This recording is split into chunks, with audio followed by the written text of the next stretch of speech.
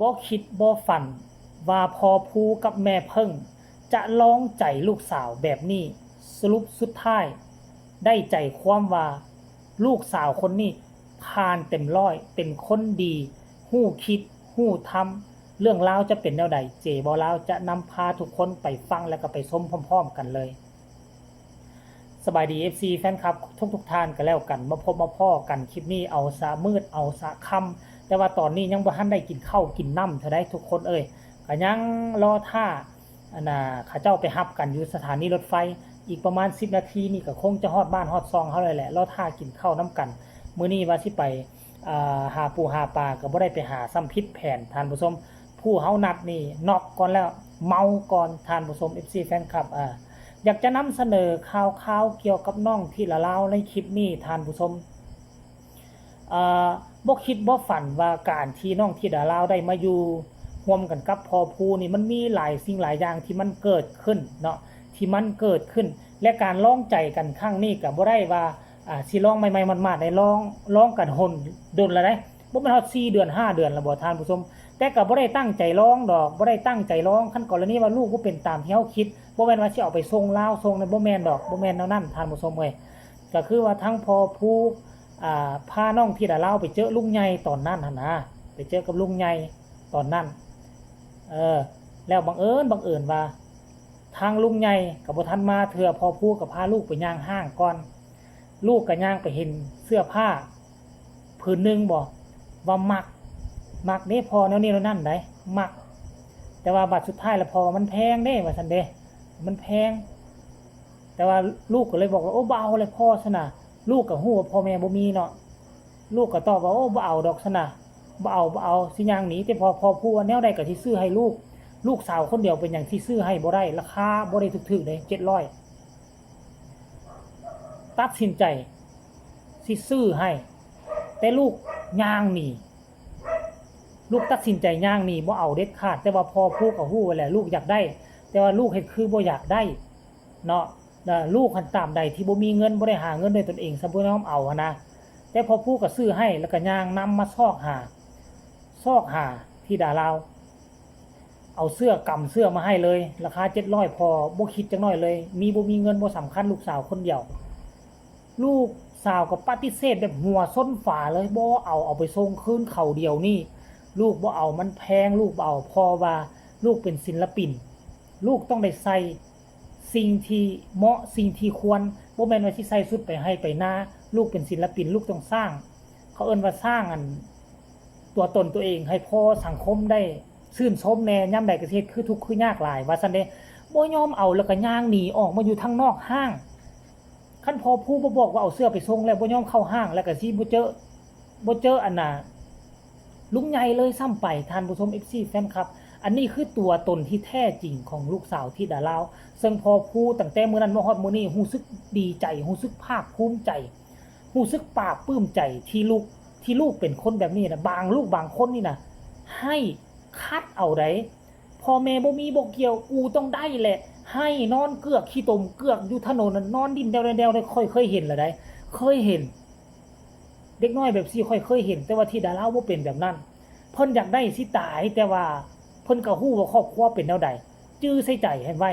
บ่บอกพ่อแม่ซื้อให้ดอกบ่ยอมให้ซื้อให้ว่าซั่นเด้ท่านผู้ชมเรื่องราวจะเป็นแนวใดให้ทุกคนไปชมจากปากพอผู้ศรีวิไลสากลแล้วจังมาพ้อกันในช่วงต่อไปชมพร้อมๆกันเลยดอก แต่ลองใจเอาเธอลูกนะพ่อจะซื้อให้แพงแค่ไหนพ่อก็จะซื้อให้ลูกสาวคนเดียวจะเป็นไรไปปุ่นนี้มันทำทานะทำทาไม่พ่อไม่หนูไม่ชอบแบบนี้หนูไม่เอาแต่หนูว่ามันสวยอยู่แต่ว่าหนูไม่เอาแต่อย่างนี้บัดนี้มีเทียนหนึ่งอยู่ห่างน่าจะรู้สึกว่าอยู่ใส่เนาะอยู่เส้นทันอุบลบ่เนาะมือนั่นมือที่นัดกันกับลุงใหญ่นะมือที่ลุงใหญ่นัดที่พาไปกินไอศครีมน่าจะแม่นอุบลนี่แหละเส้นทันอุบลแม่นเส้นทันอุบล เพิ่นเห็นเพิ่นเห็นไอเสือมันก็งามอีหลีหั่นล่ะครับงามอีหลีตามภาษาเด็กหน่อยเนาะงามอีหลีแต่ว่าเสือตัวนั้นมัน700ราคามัน700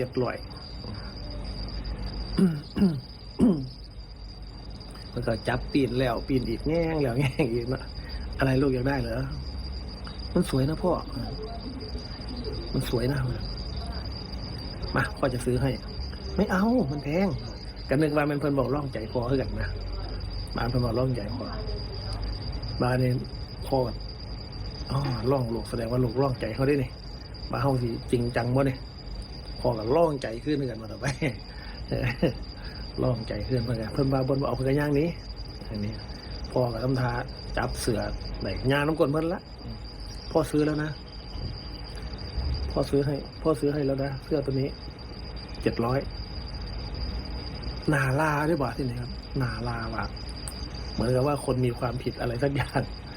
นาลาพ่อหนูไม่ได้ตั้งใจว่าจะเอานะพ่อเอาไปคืนเขาเถอะเขาคืนเขาเอารับคืนไหมหนูไม่เอาหรอกมันแพงหนูใส่ยังไงก็ได้ไม่ได้ลูกหนูเป็นนักร้องนะหนูต้องแต่งตัวให้สวยหนูต้องทำให้สวยหนูต้องสวยนะลูกเรามาเป็นนักร้องเราไม่ได้มาเป็นจับกังกดบอลเล่นกับเพื่อนนะไม่เอาพ่อไม่เอาบ่เอาย่างเดียวเลยย่างนี้หนูลองใส่พ่อหน่อยนั่นมันมีห้องกระจกอยู่ไม่เอาย่างนี้อย่างเดียวจนมาออกมาหลีอยู่ผู้เดียวอยู่นอกห่าง